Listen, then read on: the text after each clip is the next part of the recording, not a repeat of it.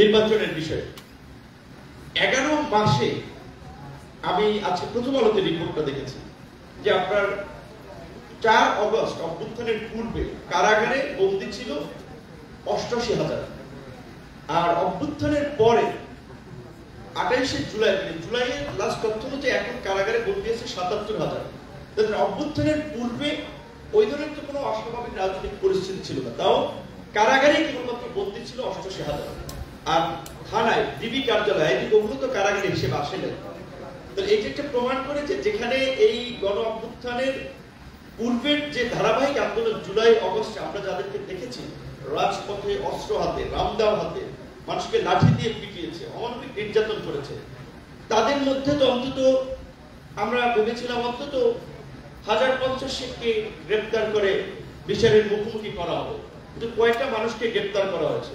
বরঞ্চ এমনও দেখেছি যে গ্রেপ্তার করে অনেককে জামিন দিয়েছে। কারণ যে আওয়ামী লীগ বা মুজিববাদের বিরুদ্ধে আপনারা মুজিববাদ মুর্দাবাদ বলে স্লোগান দিচ্ছেন, আপনাদেরই সমর্থিত সরকার কিংবা আপনাদেরই উপদেষ্টা পরিষদ, কারণ আপনাদের কলিগরা কমরেডরা তো উপদেষ্টা পরিষদে আছে, তারা একটা মুজিববাদ জিন্দাবাদ মানে জিন্দা মুজিববাদ রাজনীতিকে আবার নতুন করে চালু করতে চাচ্ছে। তো সেই জায়গা থেকে একটু পরিষ্কার সবাই বলছে যে 11 মাসে বিচারের ক্ষেত্রে কতজন নেতাকে গ্রেপ্তার করা হয়েছে, কতজন আমলাকে গ্রেপ্তার করা হয়েছে। শুধুমাত্র কি রাজনৈতিক কর্মীরাই এই ফাঁসিবাদের সাথে জড়িত ছিল কিংবা আমাদের উপর নিপীড়ন চালিয়েছে? সাংবাদিকদের একটা অংশ ছিল না, ব্যবসায়ীদের একটা অংশ ছিল না? সেই ব্যবসায়ীদেরকে আপনাদের কমরেডরা এবং আপনারা প্রোটেক্ট করছেন না, করছেন। কাজে সেই এজন্য বলছি যে সেক্ষেত্রে বিচারটা কিভাবে হবে? আমরা সবাই যদি লেকচার আর বক্তৃতা টেলিভিশন টকশোতেই বিচার চাই আর সংস্কার চাই, সংস্কার আজকে শুনেছি যে জুলাই ঘোষণাপত্র দেওয়া হবে আপনার 5 তারিখের মধ্যে। আমরা বলেছি যে 5 তারিখের মধ্যে জুলাই ঘোষণাপত্রটা অন্তত দেওয়া উচিত, এবং ওইখানে যদি ওই ডিক্লারেশনে যদি বলা থাকে যে এই যে আপনার জুলাইয়ের আকাঙ্ক্ষা বাস্তবায়নে একটা ঐক্যমত্য কমিশন করা হচ্ছে রাষ্ট্র সংস্কারের নিমিত্তে, তাহলে ওই আপনার জুলাই সনদটাও কার্যত প্রোক্লামেশনে এন্ডোর্স করা হয়।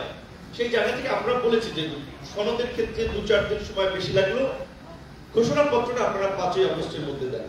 কিন্তু ফাইনালি এই ঘোষণাপত্র আমি যেটা আপনাদের কাছে এসেছি, আপনাদের কাছে আসার কথা, কারণ আপনাদের সব চ্যানেলেই লোক আছে, কিন্তু 3টা পার্টি ব্যতীত বিএনপি, এনসিপি এবং জামাত কোন পার্টিকে যা ফাইনাল কপিটা পর্যন্ত দেওয়া হয়নি। এইটা দিয়ে এখানে লুকোচুরি করা হবে ভাই? এটি কি লুকোচুরির বিষয়? এখানে তো সবার দিকে মতামত দেওয়ার বিষয় ছিল। তাহলে এই বৈষম্য বিরোধী আন্দোলন থেকে জন্ম নেওয়া একটা সরকার কিভাবে বৈষম্য করছে? এবং আমরা দেখেছেন এর আগে মিটিং করে উপদেষ্টারা বলছেন 4টি দলকে আইডেন্টিফাই করে দিচ্ছেন, 4টি প্রধান রাজনৈতিক দল, এবং স্পষ্টতই অভ্যুত্থানের পরবর্তী সরকারের দ্বারা অভিযোগ থাকবে যে তারা একটা রাজনৈতিক দলের দ্বারা পক্ষপাত দুষ্ট কিংবা তাদের আচরণ বায়াসড আচরণ হবে। তাহলে তাদের দ্বারা আমরা কিভাবে একটা আনবায়াস রিফর্ম, বিচার কিংবা একটা নির্বাচন পাবো? আমি ব্যক্তিগতভাবে খুব সংশয় করছি যদি খুব আর্লি ইলেকশন হয় তাহলে আগামী নির্বাচন হবে বাংলাদেশের ইতিহাসে সবচেয়ে সংঘাতপূর্ণ নির্বাচন। যদি আপনার রাজনৈতিক ভাবে অভ্যুত্থানের স্টেক হোল্ডাররা নিজেদের মধ্যে একটা কনসেনসাসে না পৌঁছাতে পারে, তাহলে বিচার বলেন, সংস্কার বলেন, খুব বেশি গতি পাবে না। কারণ দেখেছে ঐক্যমত্য কমিশনই তো বলেছে যে এই যে 2 মাস ব্যাপী আমরা আলাপ আলোচনা করলাম, পরবর্তী সরকার নির্বাচনের পরে 2 বছর এটা বাস্তবায়ন করবে। তো বাস্তবায়ন না করলে আপনি কি করবেন? আবার কি গণ অভ্যুত্থান চাইলেই ঘটাতে পারবেন?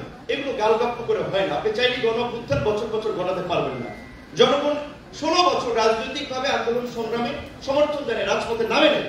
সুতরাং আমরা যা আমাদেরকে তো বা এই গণ অভ্যুত্থানই তো ম্যান্ডেট দিয়েছিল, তাহলে আবার এখন কেন প্রশ্ন উঠবে যে সংস্কারটা কোন প্রক্রিয়ায় বাস্তবায়ন হবে?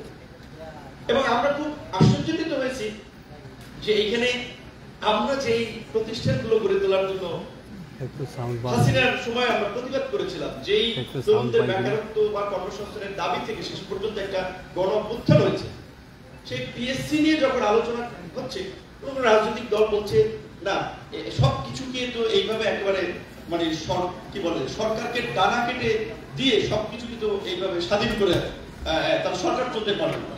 পিএসসির মতো একটা প্রতিষ্ঠান যেটা পাবলিক সার্ভিস কমিশন মূলত সরকারি চাকরির নিয়োগের প্রথম সাধারণত বা দ্বিতীয় শ্রেণী পর্যন্ত নিয়োগের একটা কমিটি বা কমিশন হবে, সেটা তো অনেকে এগ্রি করছে না। তবে নির্বাচন কমিশন, দুর্নীতি দমন কমিশনের মতো প্রতিষ্ঠানগুলো স্বাধীন স্বতন্ত্রভাবে তাদের অ্যাপয়েন্টমেন্ট প্রক্রিয়া থাকবে, এইখানে অনেকে এগ্রি হচ্ছে না। ইনক্লুসিভ পার্লামেন্ট করার জন্য আমরা বলছি যে প্রপোর্শনেট সিস্টেম ইলেকশন, ওকে ফুল প্রপোর্শনেট না করলে আপনি আসেন 50% প্রপোর্শনেট করেন, 50 এক্সিস্টিং সিস্টেম করেন, ওইটা রাজি না। আর ঐক্যমত কমিশন ওইটা আলোচনার টেবিলে আনার সাহস করবে। তারপরে যে তারা ওই যে দুধের স্বাদ ঘোলে মেটানোর মতো, ধরুন আমরা প্রপোর্শনেট সিস্টেম চেয়েছিলাম, তারা ডাবল বাইক্যামেরাল পার্লামেন্ট করে আপার হাউসে তারা এই আপনার সংখ্যানুপাতিক হারের প্রতিনিধিত্ব নিশ্চিত করার একটা মোটামুটি কনসেনসাস পৌঁছানো গেছে। কিন্তু সেখানে মেজর পলিটিক্যাল পার্টি বলতে আমরা যাদেরকে বুঝি তারা এগ্রি না, কিন্তু নোট অফ ডিসেন্ট দিয়ে অর্থাৎ ক্ষমতায় গেলে তারা এটা করবে না। তাহলে এই সংস্কারের মানেটা কি হলো? অনেকগুলো প্রস্তাব আমি তো ছিলাম, প্রস্তাব মোটামুটি ম্যাক্সিমাম প্রস্তাবে কিন্তু 2-4 জনের নোট অফ ডিসেন্ট আছে। তাহলে ঐক্যমত তৈরি হলো কিভাবে, এটা বাস্তবায়ন হবে কিভাবে? সেই জায়গা থেকে আমি আবারও বলবো যে আমি আপনাদের নিয়ে সমালোচনা করেছি, আপনাদের সম্পর্কে যেগুলো বাইরের মানুষ বলে সেরকম কিছু কথা আপনাদের সামনাসামনি এসে বলেছি। তারপরে আমি চাই আপনাদেরকে নিয়ে আমরা এই জন আকাঙ্ক্ষার একটা বাস্তব রূপ দিতে। যদি আপনাদের মধ্যে সেই উপলব্ধি এবং বোধোদয় হয় তাহলে আমরা পারবো। আর যদি আপনারা যে শুধু এটাকে শো আপ মিডিয়া কভারেজের জন্য কিংবা ধরেন নানান কারণে প্ল্যাটফর্ম বিতর্কিত হচ্ছে সেই কারণে এখন কিছু ইমেজ রিকভারির জন্য, তাহলে এই আলোচনার কোনো মানে হবে না। আর আমাদের যে যতই আমরা এই আলাপগুলো অনেকদিন ধরে করে থাকি কোনো বিচার সংস্কার শেষ পর্যন্ত দেখবেন এমনও হতে পারে নির্বাচনের পরে যারা সরকার গঠন করবে ইন্টারন্যাশনাল আন্তর্জাতিক চাপে আওয়ামী লীগকে যে কোনো ফরম্যাটই হোক রাজনীতিতে সুযোগ দেবে এবং তারা আবার কামব্যাক করবে এবং আপনাদের পরিণত হবে freedom party. So choice is years, কোন দিকে যাবেন, কি করবেন। আপনারা একটা ঐক্যের সেন্টারে ছিলেন, এখনো সুযোগ আছে। যদি সবাইকে নিয়ে সেই ঐক্য সুসংহত করতে পারেন তাহলে আগামী বাংলাদেশ আমরা যেভাবে চাবো সেভাবে গড়ে উঠবে। আদারওয়াইজ ইতিহাসের নিশ্চয় পরিণতি আমরা আসলে আমাদের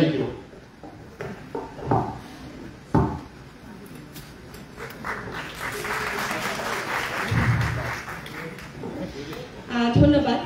আজকের এই আলোচনা এখানেই সমাপ্ত নয়, আমাদের এই আলোচনা ধারাবাহিকভাবে চলবে। আমরা চাই মত ও পথের ভিন্নতা সত্ত্বেও একটি সংলাপের জায়গা তৈরি হোক, যেখানে সংস্কার ও নির্বাচনের ভবিষ্যৎ রূপরেখা গড়ে উঠবে এবং যেখানে রাজনীতি আরো বেশি হয়ে উঠবে জনতার এবং কথাও বলবে জনতার। ধন্যবাদ সকলকে। আজকে এই